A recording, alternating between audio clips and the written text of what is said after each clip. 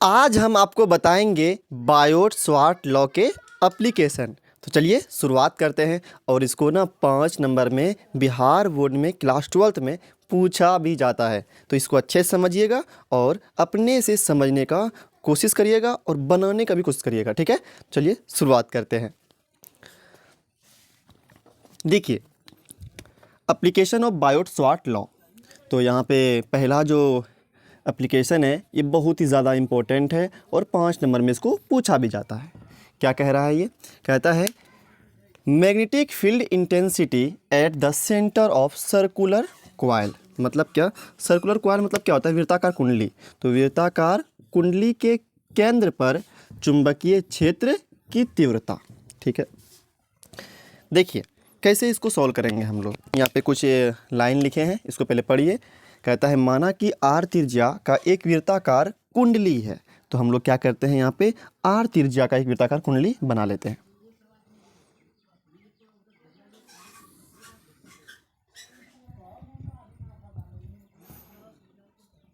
ठीक है, तो ये क्या हो गया? आर त्रिज्या का वृत्ताकार कुंडली हो गया ये, ठीक है। इसका सेंटर ये ओ हो गया, ठीक है। आर त्रिज्या का वृत्ताकार कुंडली है, ठीक है। और क्या बोला गया? जिसमें आई धारा प्रवाहित हो रहा है। आई धारा क्या हो रहा है? इसमें प्रवाहित हो रहा है, मतलब इसमें जो करंट बह रहा है वो बह रहा है आई, ठीक है। आई धारा बह रहा है इसमें, आई धारा। ये वृत्ताकार कुंडली है और इसमें आई धारा बह रहा है इसे, ठीक है। कोई दिक्कत नहीं। अब क्या बोला गया? फिर कहता है कि हम लोगों को वृत्ताकार कुंडली के केंद्र पर चुंबकीय क्षेत्र की तीव्रता निकालनी है, ठीक है। मतलब यहाँ पे क्या करना हम सबको? वृत्ताकार कुंडली का ये केंद्र जो है यहाँ पे क्या करना हमको? चुंबकीय क्षेत्र का तीव्रता निकालना है, ठीक है। और वृत्ताकार कुंडली दिया हुआ है। तो हम लोग क्या करेंगे इसमें? सबसे पहले इसका एक छोटा सा टुकड़ा मानेंगे, ठीक है। क्योंकि बायोट-स्वार्ट लॉ लगाना है। तो बायोट-स्वार्ट लॉ जो कहता है, आपको इससे पहले वीडियो में बताए थे हम कि बायोट-स्वार्ट लॉ में छोटा सा टुकड़ा के लिए क्या करते हैं हम लोग? चुंबकीय क्षेत्र का तीव्रता निकालते हैं। तो यहाँ क्या करेंगे हम लोग? पहले छोटा सा टुकड़ा के लिए चुंबकीय क्षेत्र तीव्रता निकालेंगे, उसके बाद इंटीग्रेशन कर देंगे, ठीक है। इंटीग्रेट कर देंगे तो पूरे का निकल जाएगा, पूरा वृत्ताकार कुंडली का चुंबकीय क्षेत्र तीव्रता निकल जाएगा, ठीक है। तो हम लोग यहाँ पे मान लेते हैं छोटा सा टुकड़ा ये, ठीक है। छोटा सा टुकड़ा ये मान लेते हैं। इसका नाम हो गया DL। नाम क्या हो गया इसका? DL हो गया, ठीक है। ये छोटा सा टुकड़ा हो गया। तो इसका जो वेक्टर आएगा ये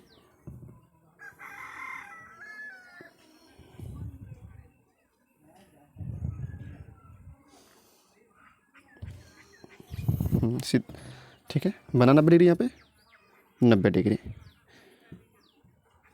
ये रहा DL वेक्टर, ठीक है। अब देखिए, अब आप पढ़े हैं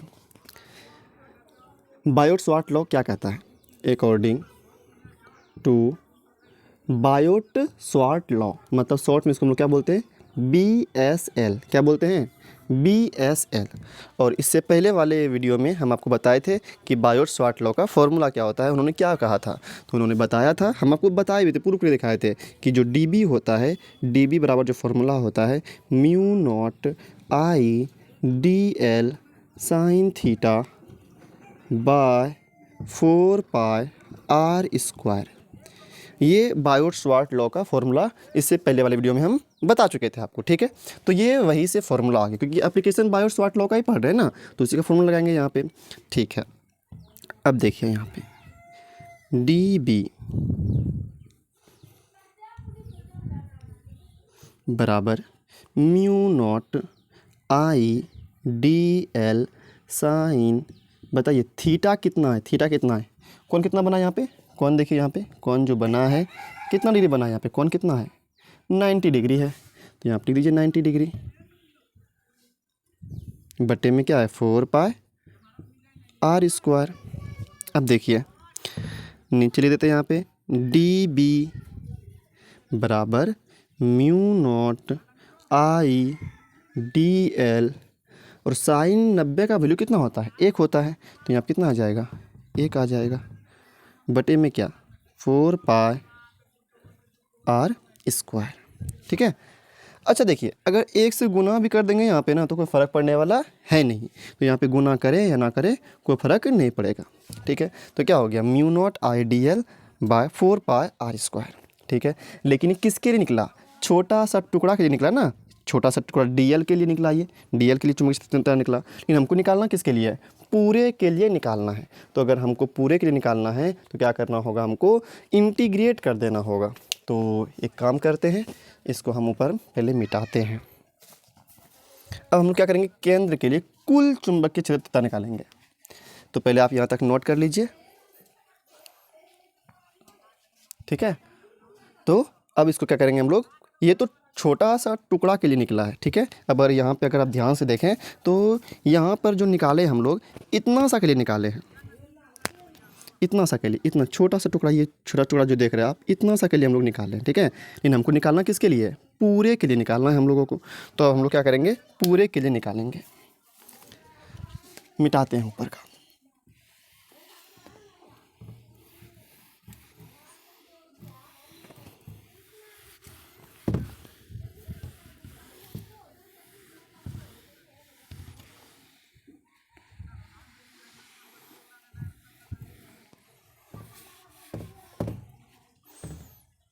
देखिए अभी वृत्ताकार कुंडली जो है, वृत्ताकार कुंडली, या तो इसको सर्कुलर कॉइल बोल सकते हैं, वृत्ताकार कुंडली के केंद्र पर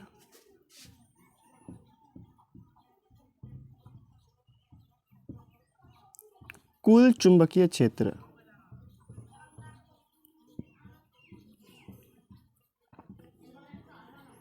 कुल चुंबकीय क्षेत्र, ठीक है।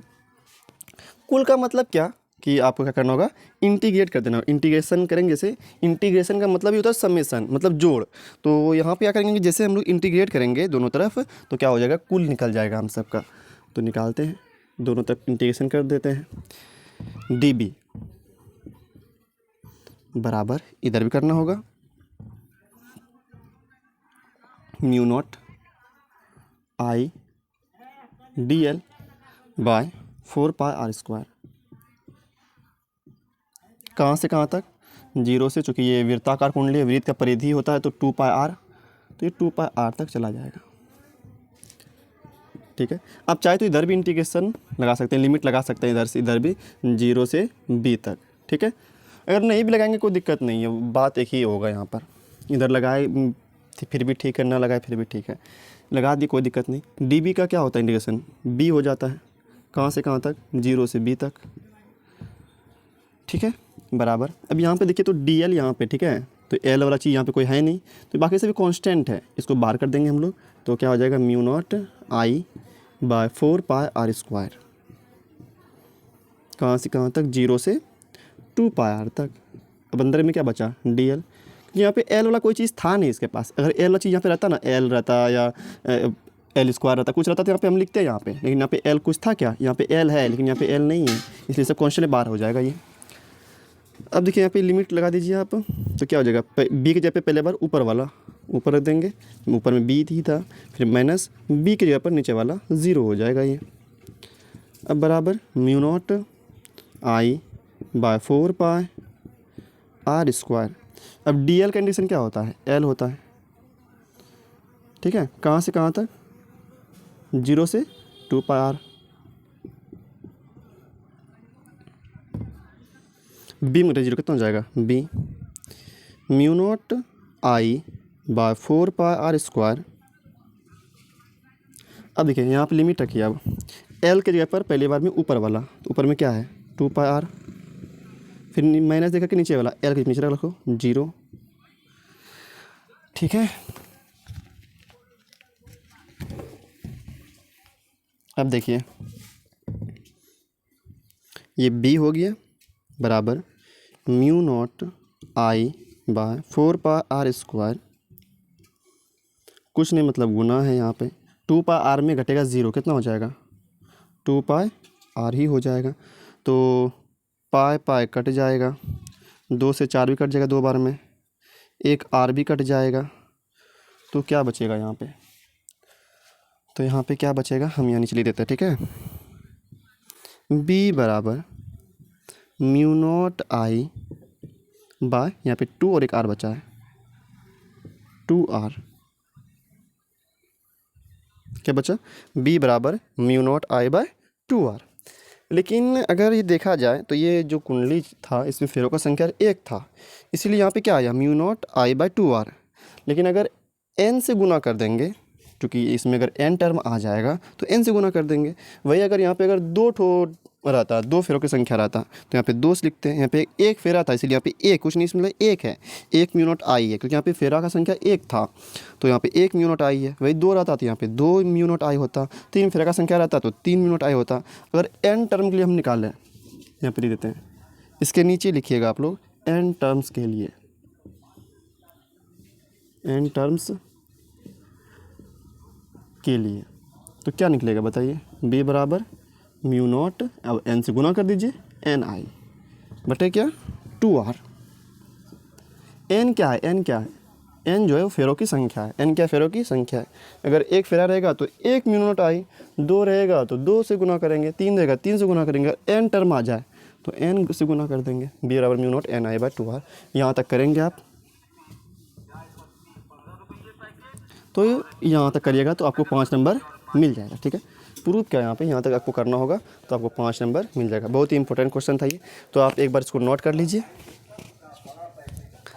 ठीक है, और इसको ना अपने से एक बार बनाने का कोशिश करिए। अगर आप बना लेते हैं तो अच्छी बात है, नहीं बना पाते तो एक बार फिर से देखिए ये कहाँ पे आपको दिक्कत हो रहा है और समझने का अपने से कोशिश करिए। तुरंत आज यहीं तक, इसके बाद मिलेंगे फिर हम लोग अगले वीडियो में।